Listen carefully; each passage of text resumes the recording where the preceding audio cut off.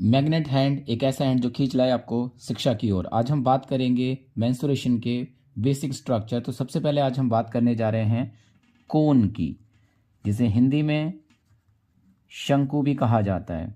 तो इसमें आपको देखने को मिलेगी, सबसे पहले आ जाती है हाइट, और दूसरा आता है रेडियस, और तीसरा आता है स्लैंट हाइट। तो हाइट को हम रिप्रेजेंट कर लेते हैं h से, और इसकी रेडियस यानी कि त्रिज्या जो होती है हिंदी में कहते हैं तो उसे कह देते हैं r। और जो साइड में आपको दिखाई दे रही है जो तिरछी ऊंचाई होती है, जैसे हम तिर्यक ऊंचाई से स्लैंट हाइट कहते हैं, स्लैंट हाइट, या हिंदी में इसे तिर्यक ऊंचाई कहा जाता है। इसका सबसे पहले आ जाता है curved surface area. Curved surface area का मतलब है जो बाहरी सतह है, आपको ऊपर या नीचे कुछ नहीं लेना है, सिर्फ बाहर का लेना है। तो कर्व्ड सरफेस एरिया में एक शीट जैसा स्ट्रक्चर आ जाएगा। तो इसका फॉर्मूला होता है पाई आर एल। तो पाई जो है इसकी एक वैल्यू होती है जो कि होती है 22/7 या 3.14। वहीं अगर आपको टोटल सरफेस एरिया निकालना है तो आप यही फॉर्मूला फिर से अप्लाई कर दें, क्योंकि कर्व्ड सरफेस एरिया तो है ही।